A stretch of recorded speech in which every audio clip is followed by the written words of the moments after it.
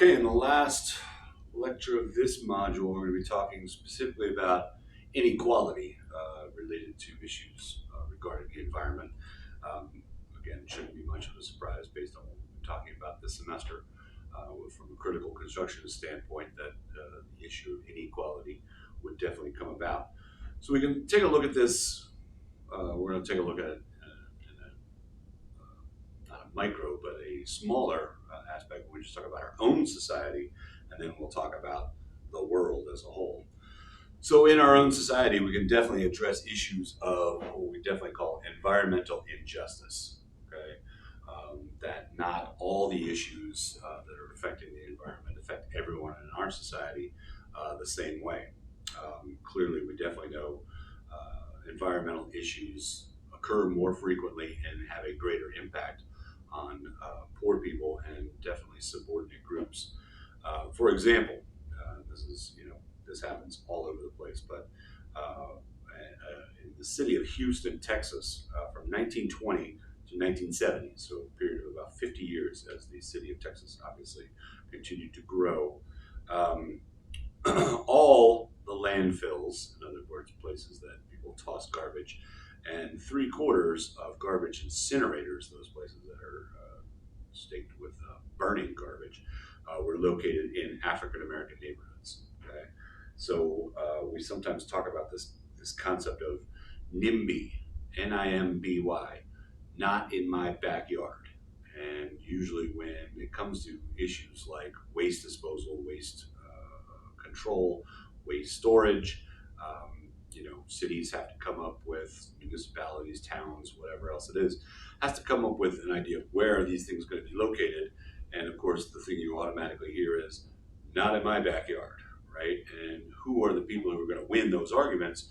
Usually people with greater resources and political or social clout, right? So when we look at a city like Houston and realize that for 50 years, all the landfills were being located in, and 3/4 of the incinerators located in African American neighborhoods, we can clearly see that living next to a trash dump, as you could imagine, is going to have some impact on your immediate physical environment, and that is directly being done to subordinate ethnic groups.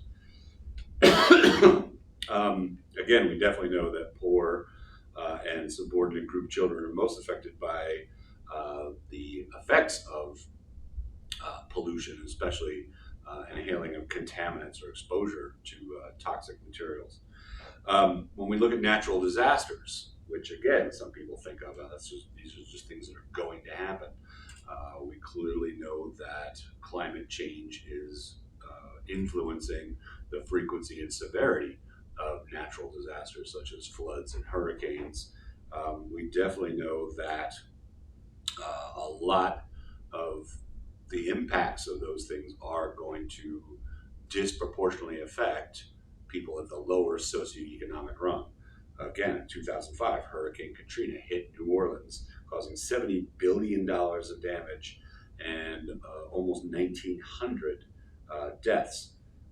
Again, the people who couldn't get out of New Orleans were the people without private automobiles. So if you lived in the city of New Orleans and couldn't just jump in your car and drive away, then you were probably subject to the effects of the failure of the infrastructure in New Orleans. And as a matter of fact, a new classification called climate refugees became kind of invented after Hurricane Katrina. 300,000 people were forced to eventually leave New Orleans and never return to that city again. So we definitely know that the impact within our own society of environmental concerns is disproportional to lower socioeconomic people.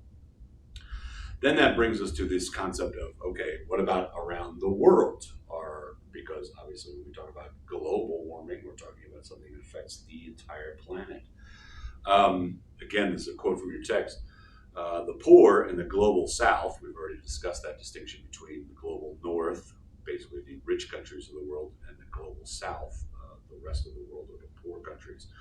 The poor in the global south account for more deaths from pollutions and are the greatest victims of the degradation of the natural world. Excuse me.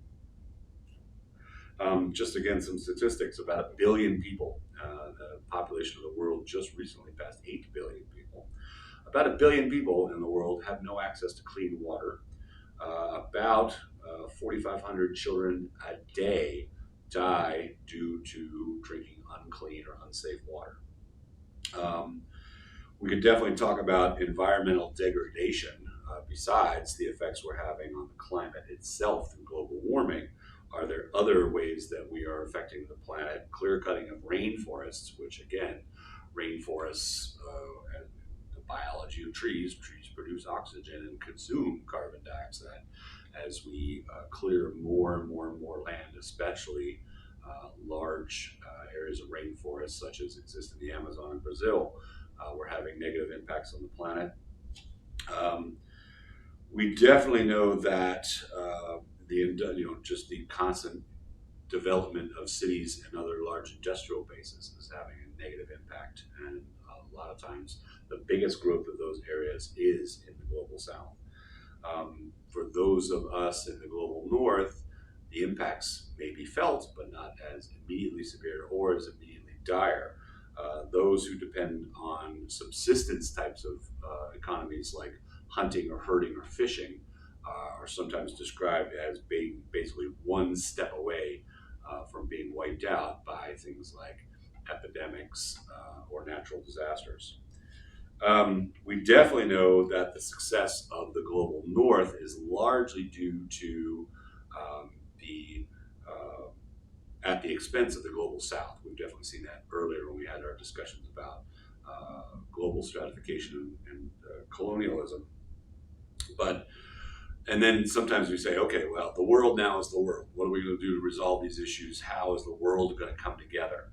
Well, it's difficult to say that the world's going to come together when we look at the ideas of the global north and the global south being so radically different from one another. We could say, okay, as human beings, we should all have a similar concern, but when we look at it geographically and socio-politically, the global north basically wants everything that the global north has achieved.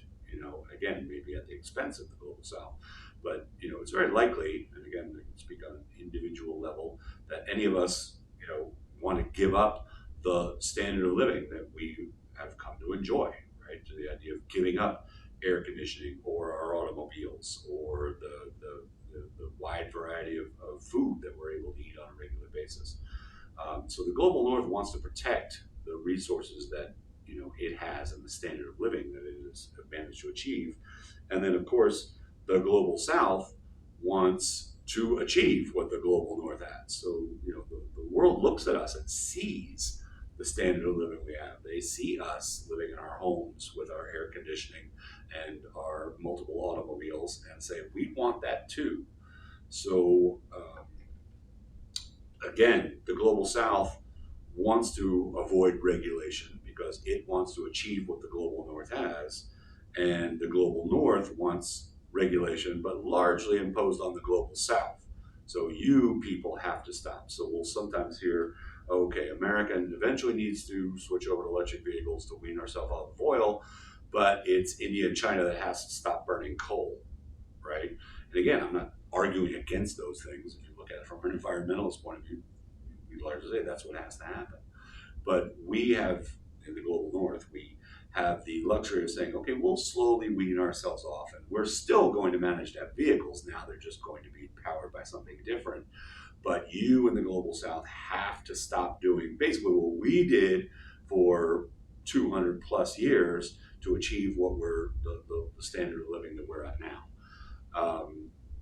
So you can definitely see, the global south is not ignorant of how the global north achieved the standard of living and the consumerism that it has today, which again leads us often to this concept of overpopulation. Is the world overpopulated?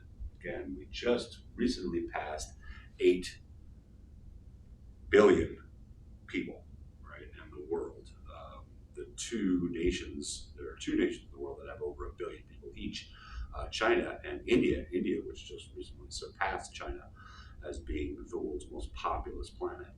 So if we think about 8 billion people on the planet and a quarter of those people are from China and India,